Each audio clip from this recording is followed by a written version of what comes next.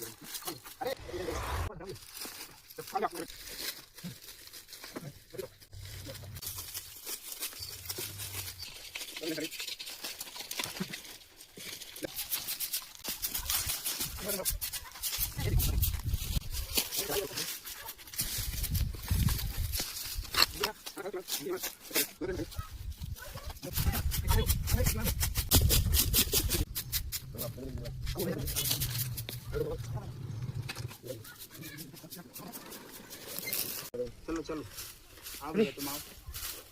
अरे ले पानी पी लो भैया, पानी पी लो। ले भाई जान